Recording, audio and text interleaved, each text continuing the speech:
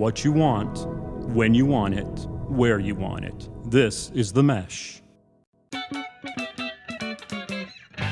Foot Candle Films. Film news and reviews from two guys who really like movies. This episode is brought to you by the Foot Candle Film Society. For a schedule of upcoming screenings and membership information, visit the Society's website at www.footcandle.org.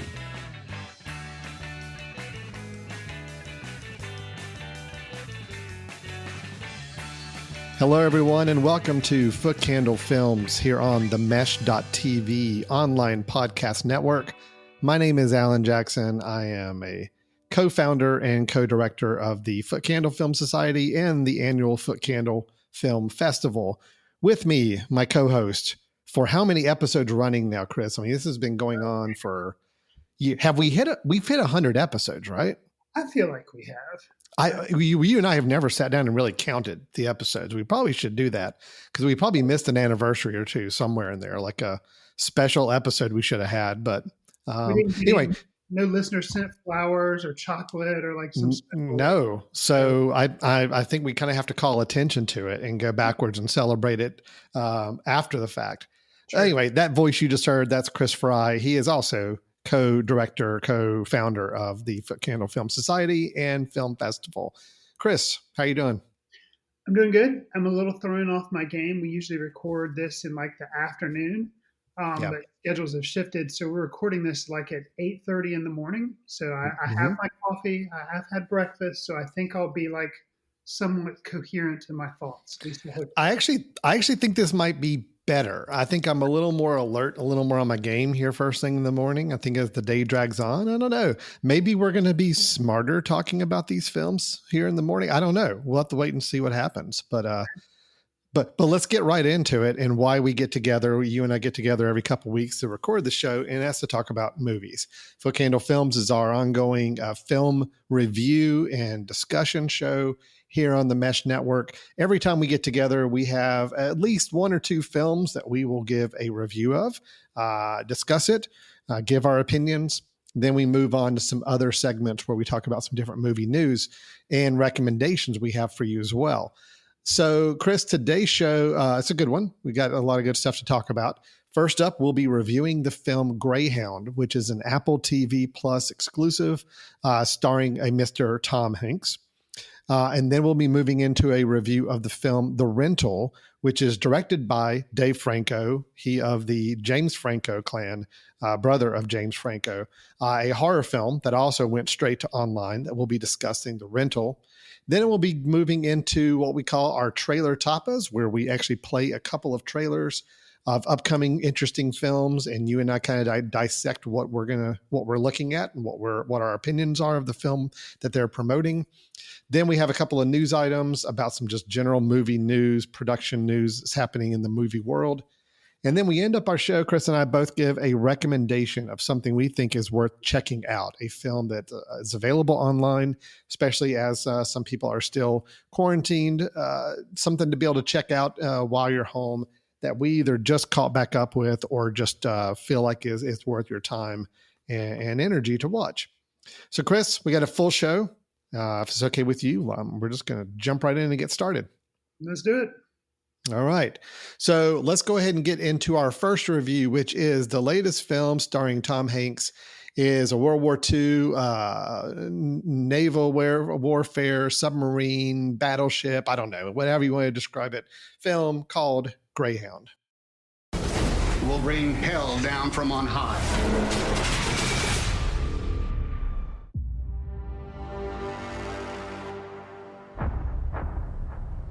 Dear Lord, let your holy angel be with me, that the evil foe may have no power over me. Into your hands I commend myself, my body, and soul. Amen.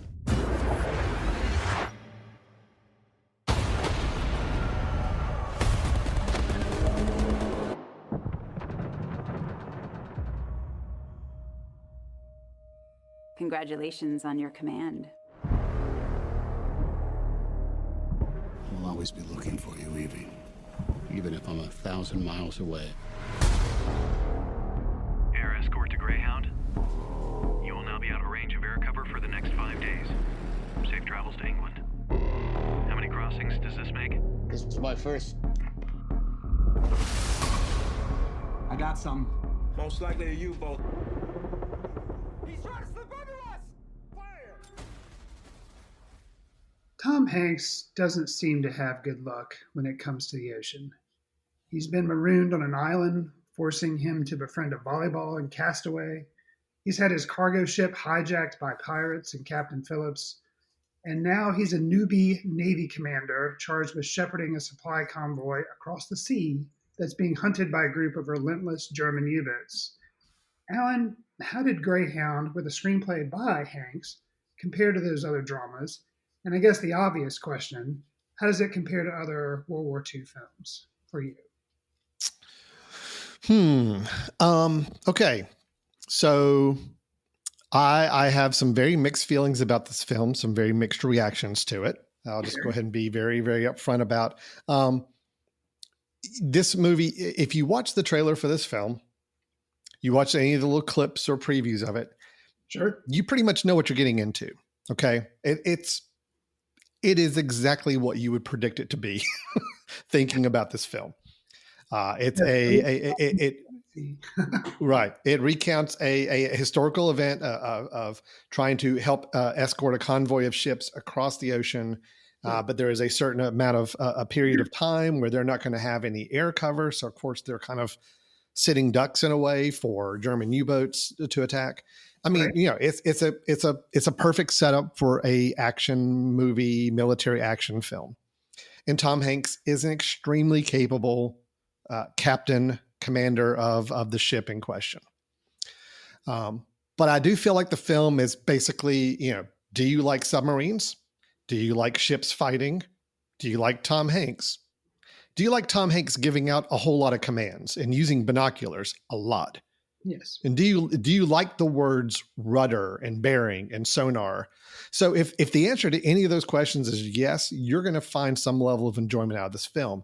But I will say, walking away from it, it didn't really stick with me because it's not a film I feel like is really does anything unique, doesn't do anything different. It doesn't do anything interesting. It is very much a 90-minute, here's the story. We're going to throw a whole lot of action scenes at you. And at the end of the day, I walk away from the film saying, I can't really call out a part of the film that I liked, that I thought was really interesting. It all just kind of blurred together into one long dramatic action sequence that seemed repetitive. It seemed very recycled. But again, it looked nice. Tom Hanks is fine in the role. So again, it's passable entertainment. It was on my Apple TV Plus. I didn't have to really pay for it because I get a free subscription for a year. So, sure, why not? Anyway, it's not a very exuberant review here for the film. I just found it to be very pedestrian, very, very straightforward. And it's nothing stuck in my brain after I finished watching the film at all. So Chris, I want to hear your thoughts on it. It sounds like we're pretty much on the same page with this film. I think, the best thing about the film doesn't come as a shock is Tom Hanks. He is of course solid. He does a good job in the role, but the rest of the film, kind of like you're saying, it just seems like very mechanical and doesn't really have a lot to it. I found the spouting off of all the naval lingo, it kind of like, I assume, because I have not been in the Navy, but I assume that it's pretty accurate how they're like giving commands. And I'm sure it is. Yeah. What it ends up doing is you kind of don't know what they're saying. Right. I mean, you do, but you don't. And so you're just kind of like, okay, they're spouting off all these commands again. I don't know what it means, but it's like you need subtitles to understand like, oh, they're saying this, but yeah, right. It kind of gives you a sense of sameness because of course the U-boats or the submarines keep attacking them. So it's like, oh, here we go again. And they start saying all these different commands and you're like, okay. So it just seems like you see the same battle like 5 or 6 times. That's why I said I just didn't feel like anything stood out. Like I can't, what do I say if I tell somebody about this film? I like the part where that submarine attacks the boat. That happens 12 times, in the film. So it just seemed it was very repetitive. And the thing with the lingo, the kind of the shipworthy lingo that's being used, I think it seems incredibly authentic. So I absolutely credit it for that. I love a film when they really work to get the mechanics and the dialogue correct. But they weren't trying to tell the story through words and dialogue. They were just going to throw a lot of words and dialogue that were authentic words and dialogue being used at the time. They're just trying to ratchet it all up with the drama. So in other words, somebody down below says, "Oh, Captain, we've got this. The music and the pacing and Tom Hanks's reaction is what we're supposed to respond to, not the words, which can be a good or bad thing. You don't really know what's going on all the time. You just have to read people's faces and be like, oh, this must be a bad thing because Tom Hanks now looks very worried. So he wasn't worried a few minutes ago. Now he's worried after hearing this piece of information. So this must be a bad thing. And that's kind of how the whole film was. It's just, you just kind of responding to dramatic cues of when the next action sequence was going to happen. And it just felt repetitive, which is a shame because it was only a 90-minute movie, but I still felt like it just kind of kept repeating the same beats. And, sure. There's like maybe 5 minutes on each end, bookends of like non-action with some level of dramatic development that didn't work. It just, we'll get there. Yeah, it really didn't work. Those scenes, it's almost like I just almost rather they didn't even try to add those elements to it. It's like, if you're just going to make an action film, just jump right into it. Just do it. Well, don't try to couch it with anything else. So I'll kind of second that. Off the straight on the record, I'll say I love Elizabeth Shue. I like her as an actor. I always liked her. She doesn't show up that often. She shows up as kind of one of the front bookends of the film. She's his. They are married. It is his wife, or they're engaged. No. He wanted to propose to her. Okay. And that was like the initial thing. He wanted to take her somewhere and propose to her, and she said, "No, you're getting ready to go off to war, and I let's wait till we can be together." So. Okay, so that setting, and it's like then they just jump to the boats, and then in the boats they flash back to that him seeing her and kind of that moment, and they have a callback at the very end of the film because of they have a little bit of a callback to it. Yeah, I agree with you. If the screenplay wants to be an action movie, so just ditch that stuff and don't have it at all because it doesn't really add anything, and it seems to be more of a contrivance or a way to kind of extend emotion and extend the screenplay and the running time a little bit. And it just didn't work. I think, and this is, I mentioned kind of in the setup, this is a screenplay by Tom Hanks based on a book, but he did the screenplay. And I think that's where I think that's where the film falls short. The acting's fine. The visuals are, good, I think. But it's just in the screenplay that, if you could have lopped off some of that stuff, the bookend stuff, and kind of made it more streamlined on board the ship and made it, I don't know, try to make the instances a little bit more individualistic so they stood out. Right. You can call them easier, I guess, like you were saying. I will say, I thought the different types of ships they showed, the costuming, the production design, all of that was good. I don't know if this was originally before, coronavirus, if this was originally going to come out in the theater and then. Oh yeah.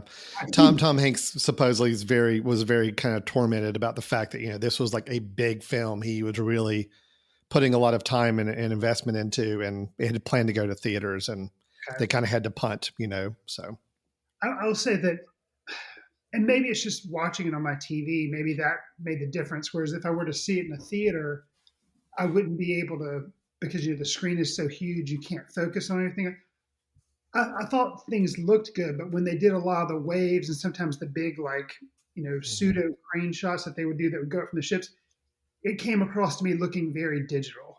Yeah, no, I think it would have been very, very digital on a big screen. Sometimes, this is kind of a weird comparison, but sometimes some of the battles in like the Avengers movies and other things, when I see them in the theater, because the scope of the screen and because you can't see the whole screen at once, you're looking around different areas, it almost seems to be more realistic or something in a weird Yeah. way. Whereas I see it at home and it's shrunk down and smaller, it just looks faker. And so that's Hmm. in this movie, I felt like it would have lent itself, it would have seemed less digital and more realistic if I'd seen it like in a big theater. But Yeah. I mean, there are some shots and some visual sequences I thought were really pretty impressive. There's one shot I recall in particular, a very wide shot where you just see the whole landscape of the ocean, and the camera rises, just keeps rising and rising until it passes through the clouds. And then you see above the clouds, but you can still see kind of the flashes of battle going on through the clouds. Some nice visual touches, a couple moments that really stood out. And I'll say on the good side of things with the film, I agree with you on Tom Hanks. I thought he was good. I thought it was a pretty straightforward role to play. I mean, there wasn't a lot of nuance to it. They did try to weave in the fact that he's a very religious man, which I thought was a nice touch, to not shy away from that and just he's very regimented in his belief system. right. So I thought all that was good. And I did like some of the visual touches. There's one element of the film which I've never seen in another World War II submarine naval warfare film that I thought was unique. And I really hope it was authentic. It was what's that? The bloody slippers.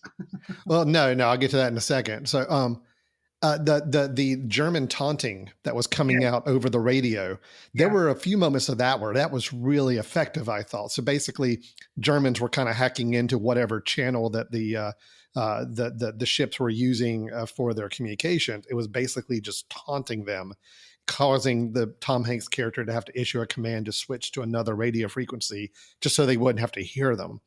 And I thought that every time those popped in, it was kind of creepy. It was great. It was well done. So I love that element of it too. Not that you and I are like war movie aficionados and we've just like, seen them all. We can teach classes on it, but we have seen a few. And to me, that touch was really unique because I also wrote it down in my notes, like to bring that up, that was something I really liked, the taunting, like you said. Mm-hmm. So, I mean, we've seen like the leaflets dropped in other movies that's like propaganda type stuff.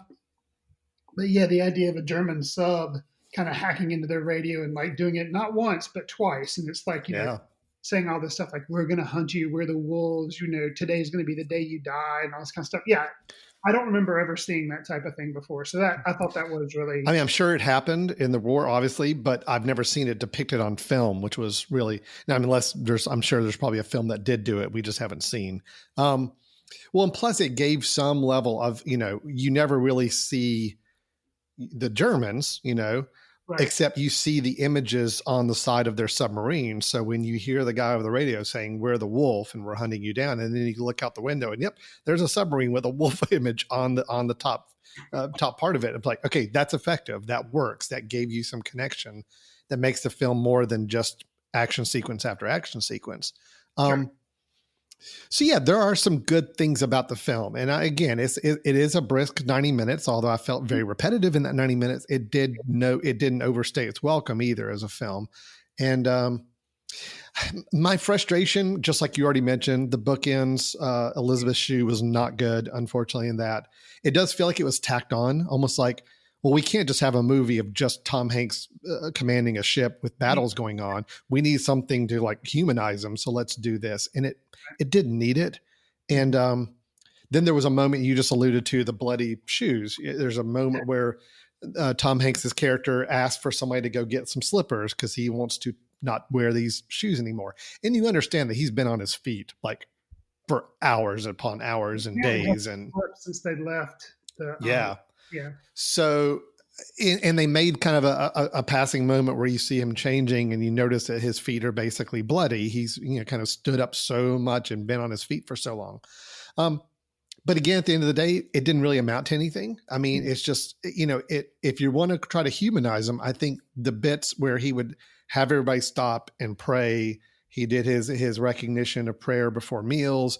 Crewmen were getting into fights and he was having to kind of deal with them in a certain way and using Bible scripture to kind of guide his actions. That was enough. I mean, that tells me what I need to know about this character, and trying to add in the love interest trying to make things more dramatic without really following up on it. It just didn't need it, I didn't think. So The scene that sticks out, I'd forgotten about it, but you reminded me of it just now. Him kind of using scripture at different points was kind of a unique thing to see in a Hollywood film. There's another time where, and this part worked for me. They didn't hit it heavily, but unlike the Elizabeth Shue, like, fiance type thing that was bookended, that didn't work. Several times there's a cook on board. He's African American, and he tries to bring him food. He's like too busy, or maybe his stomach's not. He's just not feeling it, and he doesn't eat. Well, during one attack, that guy dies, and not only does he die, apparently how the ship was hit or whatever, his body is like pretty much just kind of blown apart. yeah. So they are able to have funerals for them really quick in between like attacks with the submarines. And that scene where they're like putting the bodies in the water and they have them covered up in these sacks, and you see them like raising flags, and you kind of see Tom Hanks through the flags. That was kind of a nice cinematic moment, and him kind of realizing, here's the guy that was trying to help me, and now he's dead. And it just it doesn't overstay its welcome. And actually, later in the film, a different person comes and brings him food, and he mistakes it and calls him the other guy's name. The guy's like, When the film tries to reconcile the idea of Hanks's character being a devout Christian, a very, very purist in his belief system, but yet then he's facing with people coming up to him and congratulating him that he murdered the German soldiers. Yes. There were moments like that where I'm like, that's interesting. Okay, keep playing with that. I want to see the fact that he is praying before every meal. He wants to live his life very, very tied to the Bible and the words there, but yet he recognizes that people are dying around him, partly by his actions. Oh yeah. That the moments where they start to flirt with that kind of conflict, I thought were the best parts of the film. It's just, again, you didn't need the Elizabeth Shue romance angle. You did not need, yes, we know he's going to be tired standing on his feet and his feet are going to be bloody and hurt. Just give us that conflict. And at the end of the day, he's not getting spoilers, but basically you see him, like one of the last shots, I think, is you see him on the ship. And, that's where you could build the bookends, is this whole conflict that may go on inside a single person. So anyway, it was a little bit of a missed opportunity to not play with that angle more. But overall, it was good passable entertainment, for 90 minutes. I was fine watching it. Nothing really stuck with me afterwards. And it's not something where I tell anybody, oh my gosh, yeah, this is great. There were these scenes, and especially this one scene you guys see, nothing really stood out. It just seemed to be kind of a blend of recycled action scenes for, 75 of the 90 minutes of the film. And although well done and interesting, just not a lot. I take a look at a film like Crimson Tide, which I do unabashedly love. That was the Denzel Washington, Gene Hackman film. You take a film like Master and Commander from years ago. Those are ones where you're dealing with the same kind of idea of out on the ocean, you're kind of in a tight, confined space, and you're having to make decisions because things are attacking, or you're having to kind of save the lives of your crew. That I think just do it much better by ratcheting up the drama and making it unique. This one just seemed very repetitive and recycled. So yeah, I would agree, and I'd add to that Das Boot. Yeah, absolutely. That's another one. That one I kept thinking of Master and Commander and Das Boot kind of like pushed together and put in World War II. I'm like, that's what this is like. It's just doesn't come across as well as either one of those. No. So, if you've got Apple TV Plus and, you like Tom Hanks, you like submarine movies, you like naval warfare films, yes, it's worth 90 minutes. I'd say check it out, enjoy it. But if that's not your cup of tea, if these are not the type of films you typically like, I don't think there's anything you're missing here that warrants you. You can give a pass on this one, I guess is what we're saying. Yeah. Okay. So that's Greyhound. That is, again, on Apple TV Plus. It is starring Tom Hanks. It is basically, if you have an Apple TV Plus subscription, you've got it now. Apple TV Plus, I think, pretty much comes You get it for like a year anytime you buy an Apple, hardware product. So I think a lot of people have it right now. So hopefully if you're interested, it should be available for you to watch. All right, Chris, let's go ahead and move into our second review, the horror film, The Rental. Let me show you out back, and then I'll get out of your hair. The stars are insane out here. I should have brought the telescope. What do you need a telescope in the city for? Unless you're like a peeping Tom or something. In the film The Rental, we follow two couples who are renting a vacation home for what is supposed to be for a celebratory weekend getaway. Two of the people in these couples work together and are celebrating a big milestone in their company's growth. So they bring their significant others with them for this weekend, finding a home online to rent, kind of in an Airbnb type situation. As they go about their weekend, things take a little turn for the worst as the film progresses. And we are faced with a horror film, a truly horror thriller film from that situation. Now, Chris, what I just described may sound to people, if they've been past podcast listeners, they may be hearing that setup and say, wait a minute, Chris, didn't you and Alan already review this film? Because even just in the last few weeks, it sounds like it, yes, because there was a film we reviewed just a few weeks ago called You Should Have Left, starring Kevin Bacon, where a family finds a place online to rent and goes to stay at this place, kind of an Airbnb type situation there again, and it turns into a horror type thriller film. Okay. So my question to you, Chris, is knowing that the overall premise is fairly similar, and it's kind of interesting. This is kind of becoming maybe the new norm for horror films. Instead of going to summer camps or other places like we used to do in the 80s and 90s, maybe Airbnbs are the whole new, you rent a place and you don't know anything about it, and the place is filled with mystery or danger or whatever it may be. Right, exactly. This is the whole new genre. So my question to you, Chris, is seeing as how we both just saw these two films in the last 30-day span of each other. Both of them were released online. So again, we've got that filter of not seeing it in a movie theater or watching it in our home environment. My question to you is a pretty simple one. With Dave Franco's The Rental, actor Dave Franco, also now a director, just like his brother James, how does it compare to the Kevin Bacon one we just reviewed a few weeks ago? Better or worse? Okay, I will answer that. And I'm going to disagree with you, by the way. So just go ahead. I'm just setting you up, but go ahead. Yeah.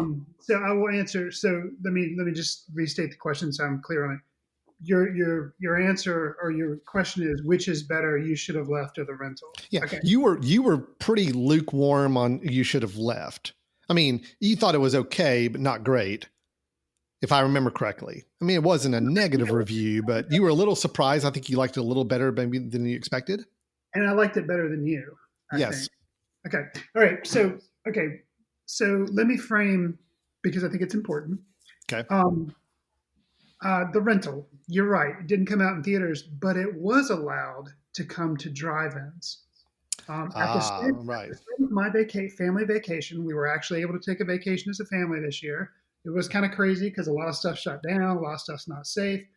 But we made it to my kids, and I believe my wife's. No, she said she went to one when she was like 5. But anyways, took to my kids to their first drive-in movie. They are old enough now, so it was an R-rated film. It was The Rental paired with another movie that came afterwards. So seeing like a kind of weird, you don't know much about horror movie at a drive-in theater, that just seems to be setting it up for this is going to be amazing. Even if the movie's not, the film, the experience is going to be amazing. Partner that with, keep in mind, I did show my kids the trailer so they knew kind of what we were going to watch. I showed it to my wife. Keep in mind, after we did the drive-in, our vacation consisted of staying at 2 different Airbnbs. That's awesome. Okay, so knowing all that, you're like, man, The Rental was probably like the best or the worst, but kind of in a cool, weird way, because this podcast listeners know how my mind works. That was probably the best setup for your vacation. Therefore, you loved the movie. This movie had potential, but my daughter leaned over to me about 30 minutes in. She's like, "This is boring. This is so typical. Nothing is happening. It's not really interesting. There's nothing going on. It's a shorter movie too. I don't remember the runtime. Is it like 90 minutes maybe? Yeah, if Yeah, that. It's hour 28. Yeah, so yeah. 88 minutes is pretty short. The only thing that at the very beginning of this film, they do a little bit of interesting things with the girl who plays Sheila Vand. She plays one of the two people in the company. She's not from a different country. They kind of have a little bit of a thread of, people not liking foreigners. There's a little bit of that, but it's never followed up on. So that was interesting, but then it just kind of falls and goes nowhere. And then towards the end of the film, you have a little bit of a kind of a gotcha moment where the person you thought was going to be an antagonist isn't. And then literally over the credits, some things that happened right before the credits, like the last 5 minutes, you're like, okay, that's kind of a cool touch, but that's not enough for me to say that I really like this film. It comes across as, and one of the guy who helped Franco write the script, Joe Swanberg, he comes from that whole movement of mumblecore, the Duplass brothers, and kind of these improvised, usually they're comedies or like drama comedies. But I could see how the script is just very loose and there's not a whole lot to it. It's like, I saw the movie critic David Ehrlich say that The Rental is a slow burn slasher movie that aspires to do for Airbnbs what Psycho did for motels. And that seems like a really interesting, you're like, oh, okay. And it just barely does that. So to answer your question, looking back on the review that we did of You Should Have Left, if you could have taken the beginnings of You Should Have Left and taken the ending of The Rental and somehow put those two together, you'd have a really amazing movie. But as it is, I like You Should Have Left much better because there was more to keep me interested as the film went on. Now, towards the end, the conclusion, some of that stuff is kind of eye-rolling and it kind of falls apart a little bit. But it kept me interested. I mean, some of the cinematography and some of that stuff in You Should Have Left was much more interesting than anything going on in The Rental. So that was a long-winded diatribe on which I thought was better, You Should Have Left or The Rental. Alan, what are your And as I precluded, I am disagreeing with you. Okay. I really liked The Rental, and I don't know, Chris, if maybe you set my expectations low because you saw it before I did, and you came in and kind of gave me enough of a nonverbal cue to know where you stood with this film. And I know you after all these years long enough. I know those cues, so I could tell if you were digging the film or not. And I think that caused me to go into watching it with lower expectations, but I really did enjoy it. Okay. The first 45 minutes, are slow, but I felt like it was a really well done slow burn. I actually was kind of engaged in what's going on with these four characters. I felt like they were 45 minutes of a slow burn, though. I mean, that's half the film, and there's just nothing unique going on. It's just people talking and couples kind of, having romantic tension, or it just wasn't enough. But you're saying it was enough for you. It absolutely. My wife and I both watched it together. We both walked away saying, we really, really enjoyed that. Wow. I think the reason I liked it better than the Kevin Bacon film is the Kevin Bacon film had such a great premise and setup, and things really got off to a good start. I felt like they were just kind of making things up as they went along, as they went later in the film. It was using a lot of, sometimes it was some digital effects. Sometimes it was other things just to try to throw you off. The Rental's very much the opposite on the horror spectrum. It's very much look, there's no trickery here. There's no, digital effects. There's nothing. It's truly like, this is it. If you look back at the original Halloween, John Carpenter Halloween, okay, it's very similar. The John Carpenter Halloween, the first 30 minutes, I don't think really anything really happens. It's all Jamie Lee Curtis. You follow the other kids, the family. And then when Michael Myers gets involved, that's when, things start going bad. I'll say the Rental takes more of its time and is a slower burn than even that film. But I got to get to the point where, by the end of the film, I think there's several key moments that last 15, 20 minutes I thought were really well done. I thought they were scary. I thought it was intense. I thought The assailant we have, the couple of times we're able to see what's happening were really well done. There's a sequence out in the woods with a mobile phone light that I thought was actually generally pretty kind of frightening. And, so it worked for me. I liked it a lot. Now, granted, Chris, you watched it in a drive-in theater with which I know drive-in theaters, I know the projectors are typically not as bright. When you have a dark scene in a film, they're a little harder to see in a drive-in than you would if you were in your home TV set. This is a very dark movie. So I do think probably some enjoyment of it might be lessened by not watching it in a very clear vision of the whole film. Because I'm even thinking there's one scene, Chris, where if it was a dark screen, I don't think it would have worked. It's actually the very first time we kind of see we kind of see the assailant involved, but they're in a very, very shadowy background spot. So again, if you're in a dark drive-in screen, man, that could be really, really tough to appreciate and see. So I'm not going to say it's a perfect movie. It had some really clunky exposition early on. There are a few scenes where Dan Stevens and Alison Brie playing a couple kind of basically say, well, remember, my brother had this happen and this happened and this happened. In other words, cluing us into that character in a very unnatural conversation that people would not just have if they've known each other for a really long time. So I that was giving me a little bit of eye rolls early on. I felt like there was some clunky exposition, but once things started rolling with the film, I was actually digging it. So I liked it quite a bit more than you should have left. And kind of surprised how much I liked it. So yeah. Something about the acting and the casting seemed off to me. Dan Stevens was good. Alison Brie, which I normally like and stuff. Maybe it was just the chemistry between her and Dan Stevens and the fact Dave Franco is her husband. So maybe he was directing the movie and maybe that was what made it odd for her. But Alison Brie, I didn't feel like worked. Jeremy Allen White, who was, one of the four people too. I didn't feel like it was really working for him. Dan Stevens and Sheila Vann, though, I thought she was good. And I wish Sheila Vann would have been given more to do.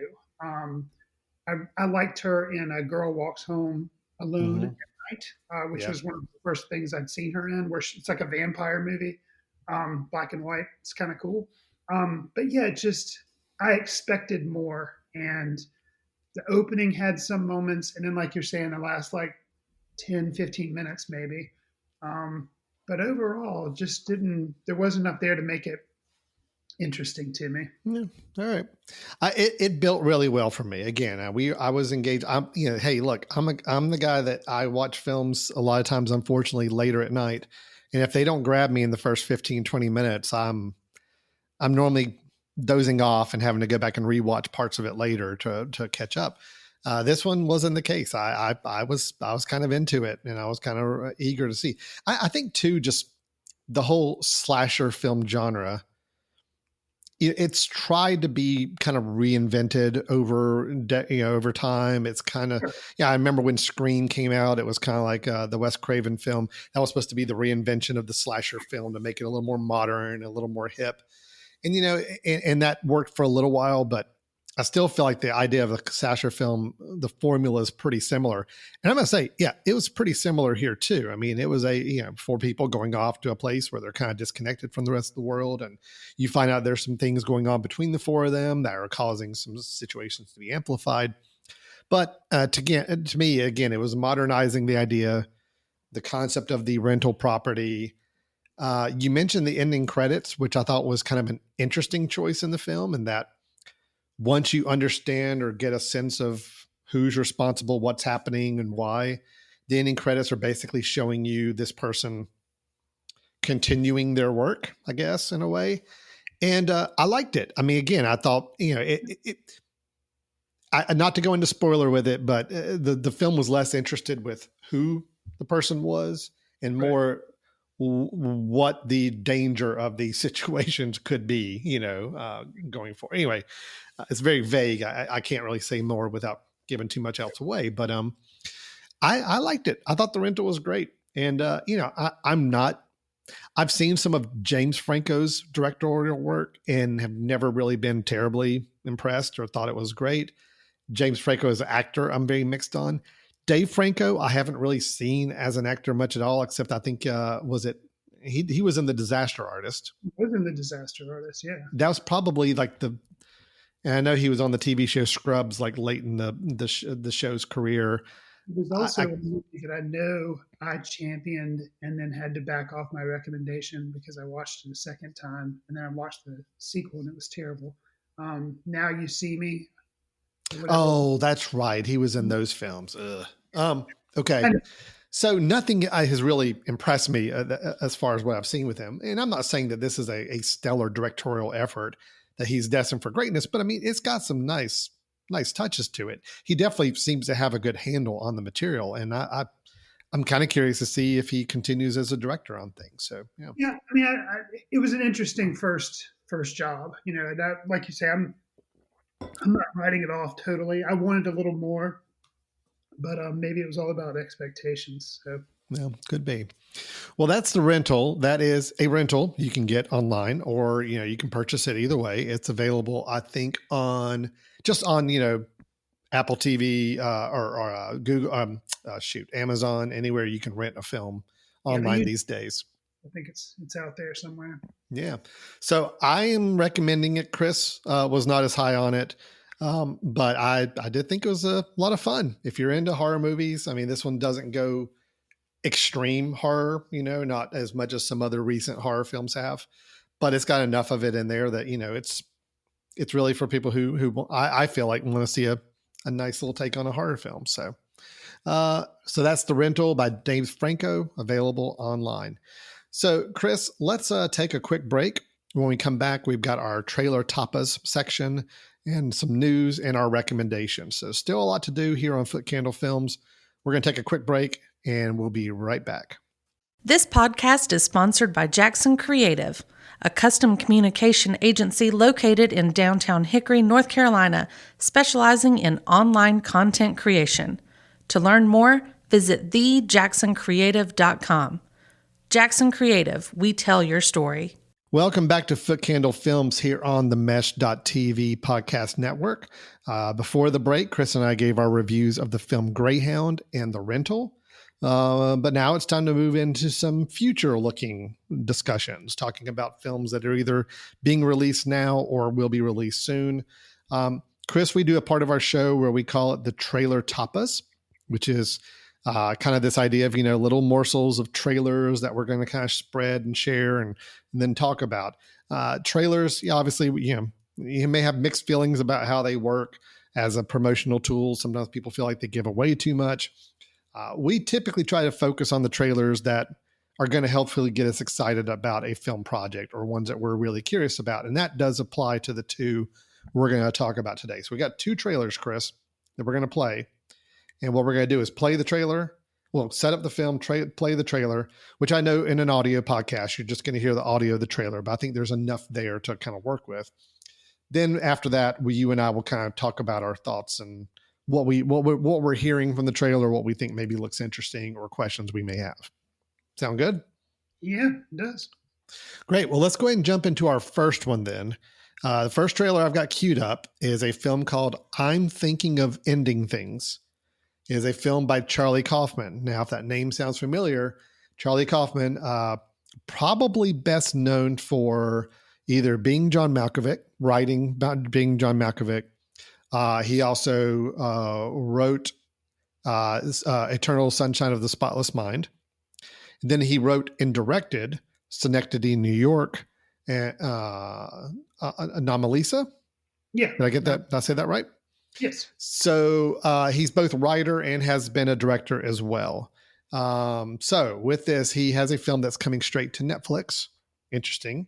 Called I'm Thinking of Ending Things. Let's go ahead and play the trailer, and then we can talk about it once we're done here. Jake, my boyfriend.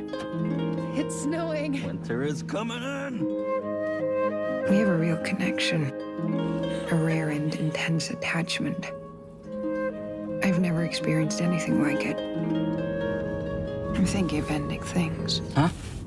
What? Did you say something? I don't think so. Weird. I'm visiting Jake's parents for the first time. He hasn't been my boyfriend for very long. They really are looking forward to meeting you. I think of ending things. Hello? We're here.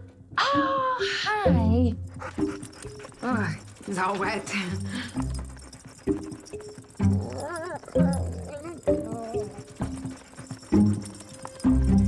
Here they come.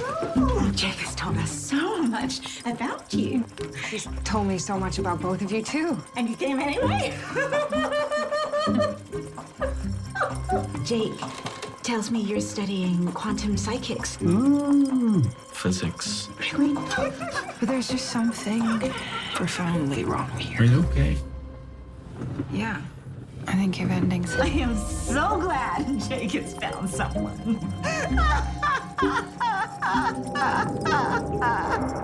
Soon this will all be a distant memory. Who is this? It's me. No, it was me.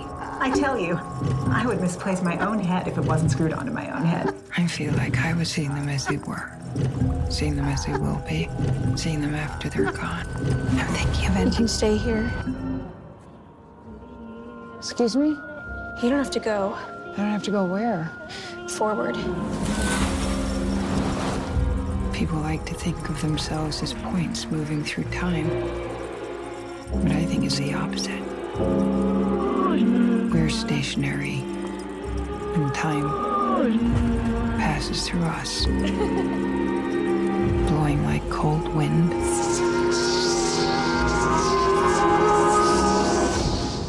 Maybe this is how it was always going to end.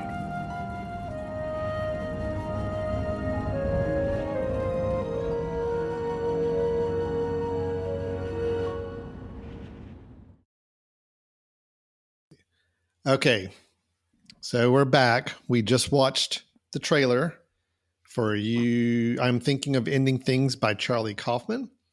Chris, very curious to hear your thoughts. I mean, I think it looks like the perfect family comedy during this. Yeah, gather the kids around. Let's watch a Charlie Kaufman film. Perfect.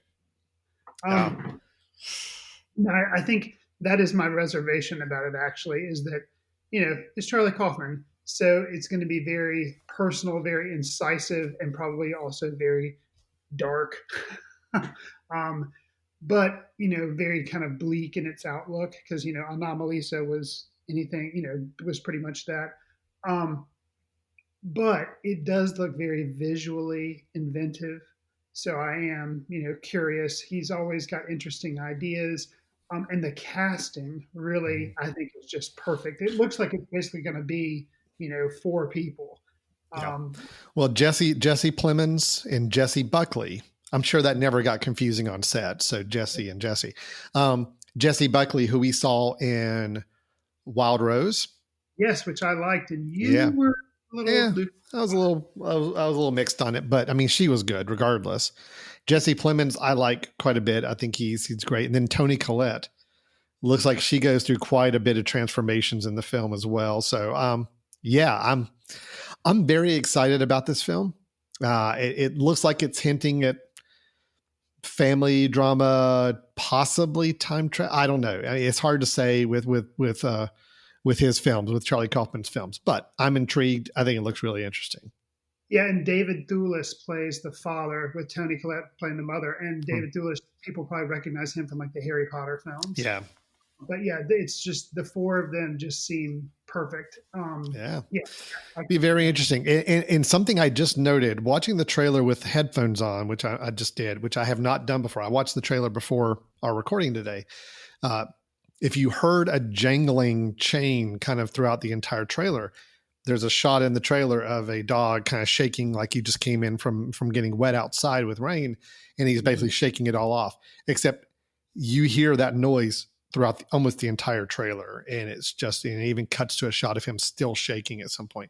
So that jangling sound was intentional, and it's exactly what I would expect from Charlie Kaufman. So I'm very, very anxious to see this. Well, and you mentioned kind of in the setup how, trailers can be a double-edged sword. Sometimes they get you interested in movies, but then they can also ruin it because they give away too much, which is why for the longest time we didn't have a trailer Tapas section on the show. but yeah, I couldn't be more interested in seeing this film, and I trust Charlie Kaufman that he's not giving away everything in the trailer because I kind of think I know what the movie's about, but I'm not really sure. All I know, Not really sure. So yeah. Yeah, not great. I agree. I'm very, very curious. This one is coming to Netflix directly on September 4th, so we don't have very long to wait to see that. So I'm excited. That's the kind of film that, if we got to be watching movies at home for the foreseeable future, this is the kind of film to drop for me, and let's see what happens. So, all right, and let's move on to our second trailer of the trailer Tapas section. This is a film called An American Pickle. It is starring Mr. Seth Rogen, directed by Brandon Trost, and it is one that's coming directly to HBO Max, which is their online subscription service. So we're going to go ahead and play the trailer now for An American Pickle.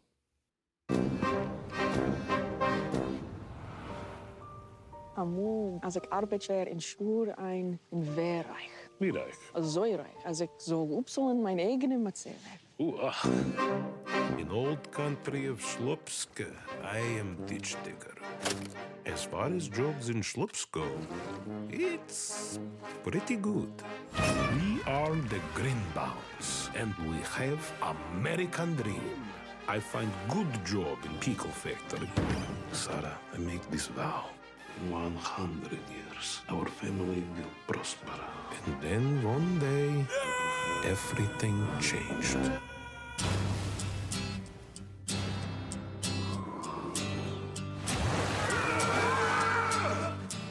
It's been 100 years. The pickle brine preserved him perfectly.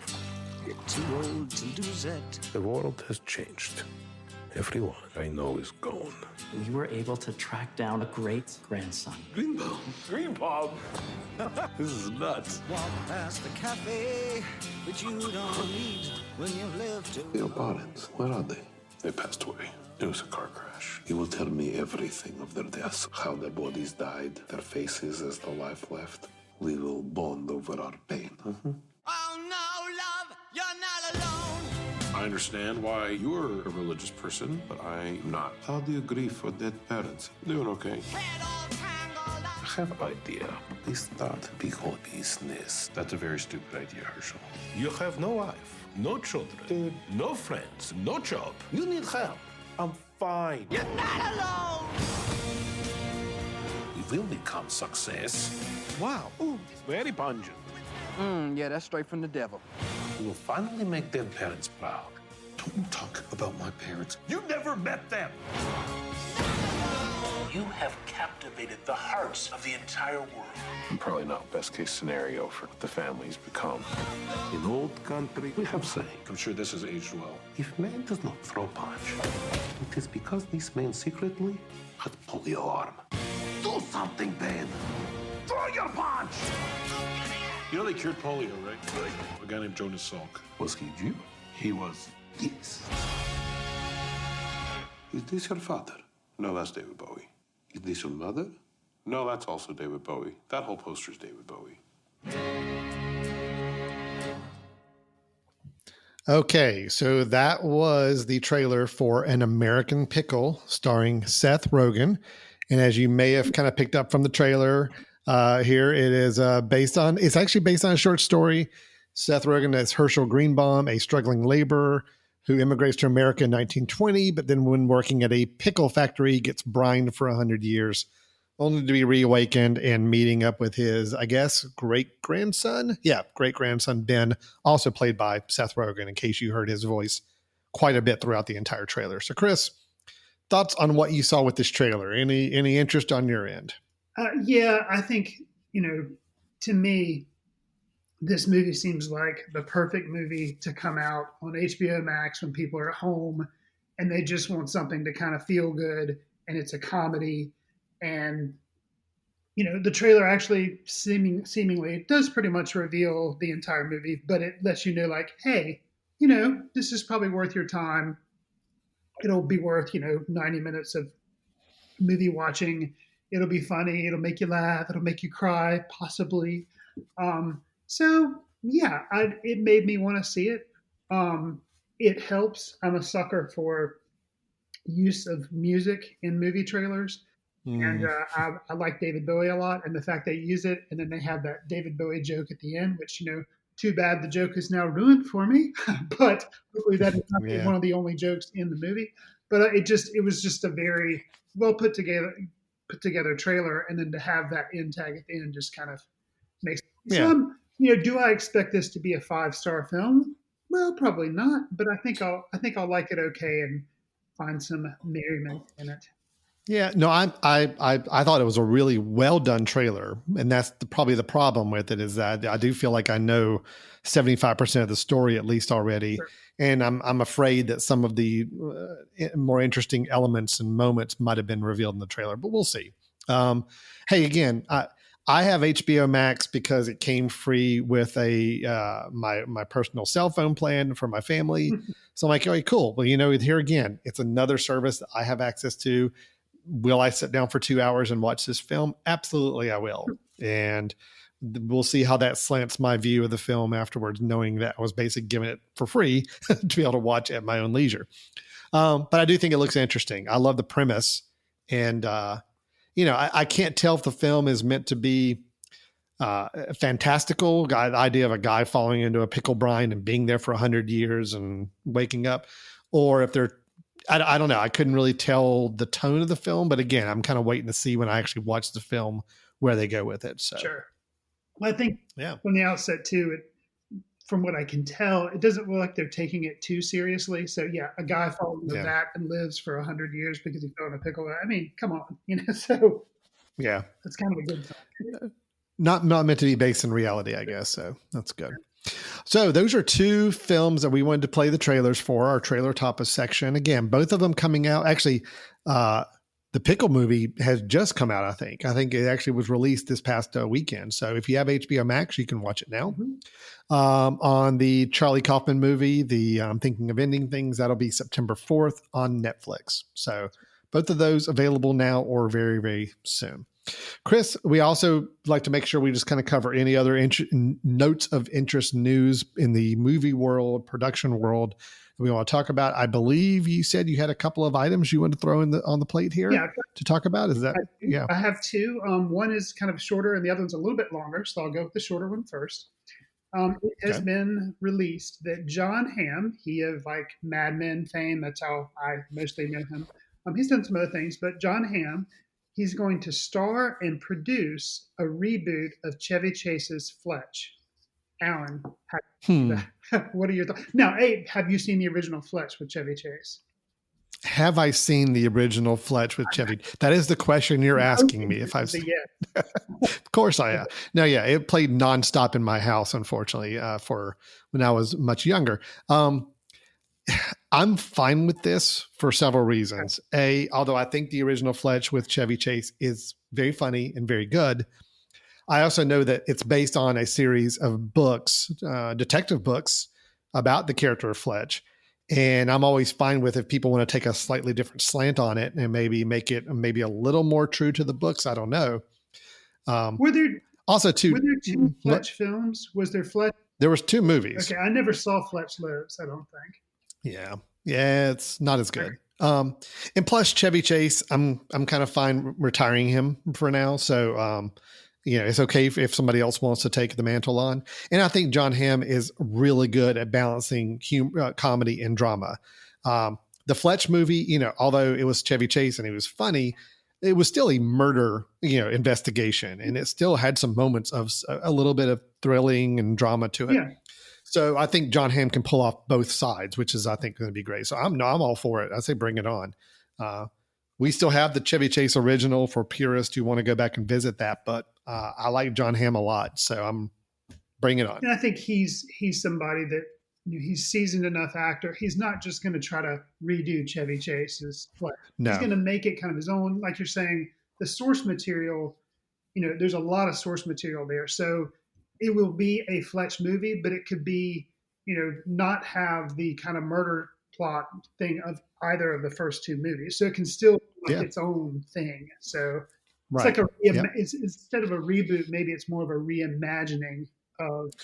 Well, it's actually very similar. It kind of reminds me a little bit of what's happening with, I don't know if you're, Perry Mason is a series now on HBO, and it's Matthew Reese, and it's a very, very different style than what the Raymond Burr TV show was back in the 60s. So again, it's this idea of you're taking a character that's kind of rooted in some other source material and just having a little bit of a different slant on it or a different approach and a lot of stories and source material to work with. I'm all for that. I mean, it doesn't ruin the original as far as I'm concerned. It's just a compliment to it. So, and again, Chevy Chase is still funny in Fletch. For me, hasn't aged as well as just a comedic actor. And, I'm all for if it's time to refresh it, let's do it. So, yeah, I think it sounds interesting. So, yeah, I like John Hamm. Have you seen, I know we're talking TV stuff with this right now, with this example. Have you seen the Unbreakable Kimmy Schmidt show on Netflix? I have not seen, I think the interactive thing they just recently released. Oh yeah. I haven't either, but you've seen John Hamm in that where he got to play really over the top comedy on it. Was it and pastor or something, or preacher or something? He was the one who was holding captive the women in underground bunker. Right.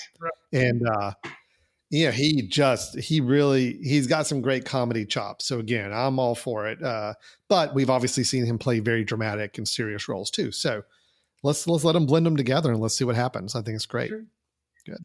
Okay. All right. So the next one I have, Bradley Cooper is in talks to star in Paul Thomas Anderson's next film, which is supposedly going to be a 1970s coming-of-age drama.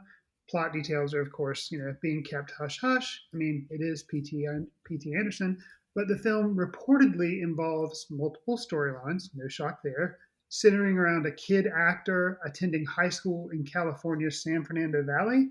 And if you're a fan of P.T. Anderson, you know that that's also the setting for Boogie Nights, Magnolia, and Punch Drunk Love. So he's kind of returning to, a familiar territory for him. And it's also, a little bit more current than like Phantom Thread as far as time period. It's interesting that Bradley Cooper signed on for that. His next behind the camera project after A Star is Born, which he directed, is going to be an untitled Leonard Bernstein biopic for Netflix. Okay, so he's got this P.T. Anderson thing he's going to be acting in. Then he's got a Leonard Bernstein biopic that he's going to be behind the camera for and starring as the legendary composer Leonard Bernstein. Okay, and as if that's not enough, he's also going to be finishing up Guillermo del Toro's Nightmare Alley, which is in the middle of production before it was shut down because of coronavirus. So 3 big films that are going to be coming out. He's got a PTA film coming out. He's got Nightmare Alley, the Guillermo del Toro vehicle that's going to be coming out. And then at some point, who knows when, because of how Netflix releases things, he's got an untitled Leonard Bernstein biopic. So there's a lot going on with him. So now, Chris, let's move on. We're about ready to close the show, but we always do our last segment right beforehand, which is, I know, the part that everybody's waiting for the entire show. They sit through the reviews and the news just to get to our recommendations here, our patented recommendations for the episode. This is where you and I both recommend a film that we either just recently caught back up with, got to see for the first time, or just something we feel like is worth bringing up as a recommendation of a film we think people ought to check out, especially if you're home a lot more these days and looking for some different forms of entertainment. Not a lot of new movies come out in the theater. So we're here to help you out with that. So Chris, what do you have for us today as a recommendation of a film for someone to check out?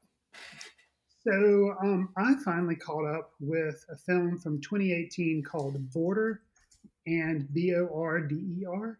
And I'll read the description. When a border guard with a sixth sense for identifying smugglers encounters the first person she cannot prove is guilty, she is forced to confront terrifying revelations about herself and humankind. This film was nominated for the Best Foreign Language Film in 2019 for the 91st Academy Awards. It had a really interesting, they showed little clips of the films, obviously, and this one had a really interesting look to it, and it looked really odd. And I was like, wonder what that is. But it never really, I never saw it. It was a foreign film, obviously, so I never really saw it come to American theaters, and it just kind of passed under the radar. I'd totally forgotten about it, but it popped up on Hulu, and I was like, "Oh, there's that film." And so I watched it, and I really, really liked it. I will say it is very bizarre. It's not going to be everybody's cup of tea. Not a family film, but disturbing imagery in it too. So that's just something to kind of be aware of. But I really liked it. It's one of those films where you just really have no idea what you're getting into. And if you haven't seen a trailer for it, but this sounds like something you might like, don't watch a trailer. Just go into the film cold. Border. Border. Yep. Is it American film? Is it from another country? No, it's Sweden, because it was best foreign language film. So it does. Right, yeah, you mentioned that. Okay. So yeah, it's I think it's like Sweden's film or something.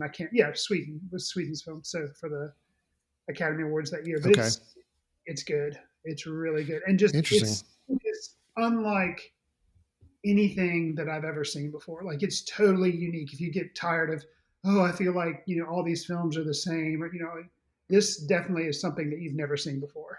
So that's a 2018 film, you said, right? Right, but because of, I guess, it did get released here in 2019, so it was eligible for that year's Academy Awards. It didn't win. I can't remember what it lost to right off the top of my head.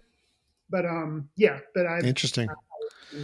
It has been added to my watch list, and it's a Chris Fry 5-star Letterboxd review. My goodness, this is all right. Well, now you have piqued my interest. I will be queuing that up to watch very, very soon here. So, Border. Okay. So mine not as unique, not as interesting, but for whatever reason, I don't know why. Been home, obviously, a little more between my office and the house. It's pretty much my two spots where I'm spending most of my time now.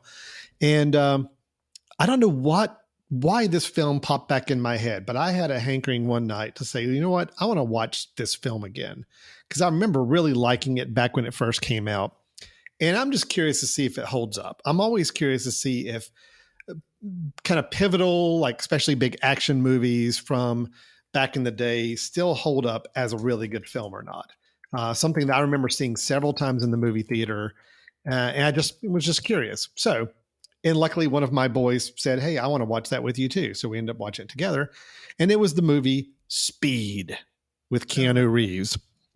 This is 1994, Keanu Reeves, Sandra Bullock, and Dennis Hopper.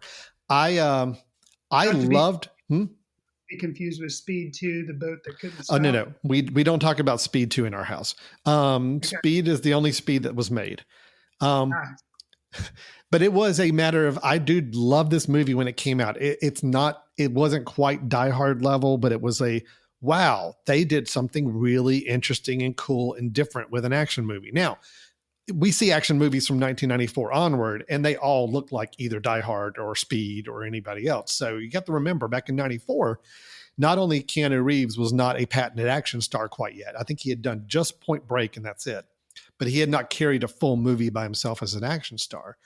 And then you'd had Die Hard come out just a few years before, kind of doing the same kind of thing with Bruce Willis. These movies were really kind of setting a different tone for action movies, and I think we forget that.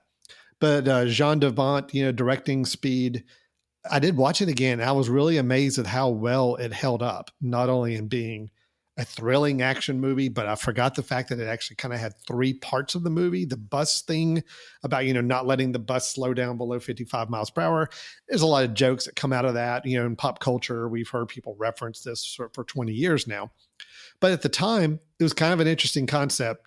In the film itself, that's not even the whole film. There's actually two other action set pieces before and after that kind of make up three parts of the film that kind of caught me by surprise when I went back to revisit it.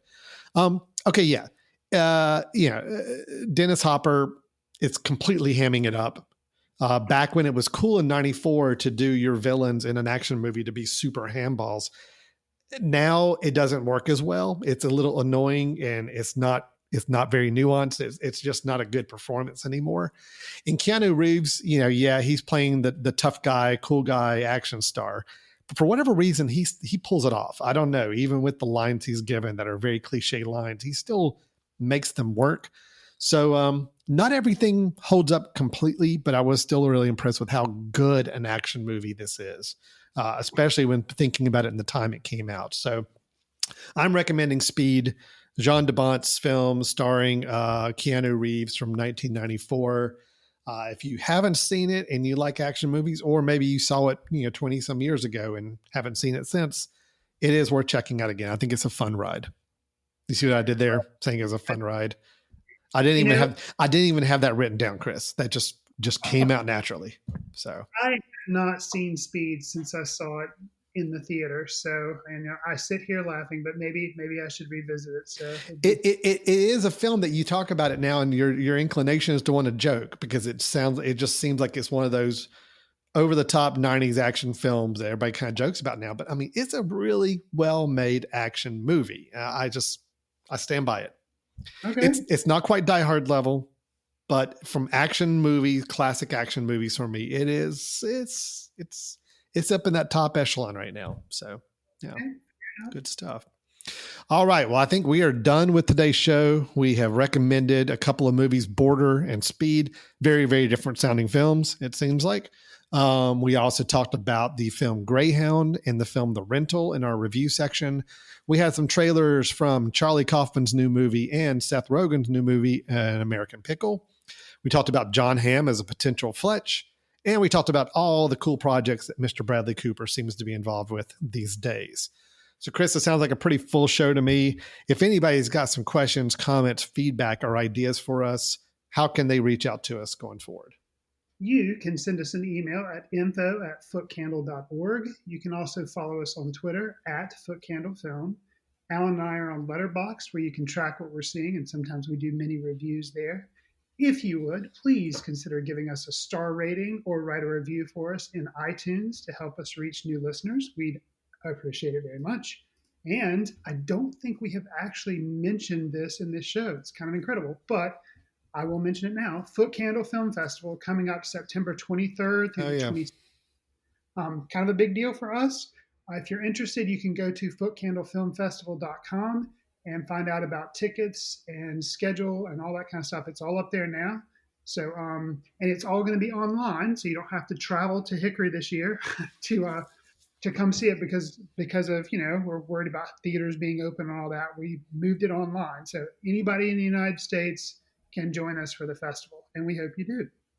Yeah, it's going to be a very interesting year for us to do everything online, but that is the good news. If we have to take some good news out of the situation we're in, is that now anybody can join us for the festival and watch any of the films. And we will have live Q&A sessions after many of the films as well that people can join in and hear the discussions about the films that we show. So it should be a lot of fun. That's great. Footcandlefilmfestival.com, just like Chris said. All right. Well, we are going to go ahead and wrap up today's episode. Chris, thanks again. Good seeing you as always. We will plan on getting together soon. And until then, thanks everybody for listening, and we will talk to you in the next episode. Once theaters are open, I'll see you in the ticket line. Watch films in the company of like-minded people in the dark. Watch films in the underground. We won't let anyone know where you are. The films that don't make it to Carmike at the mall, or ones that were famous when Grandpa would watch films out of the reverence of the heritage of an art. Watch films through the courtesy of Foot Candle Film Society. Special thanks to Carpal Tuller for the show theme music. For more about Carpal Tuller, visit www.carpaltuller.com.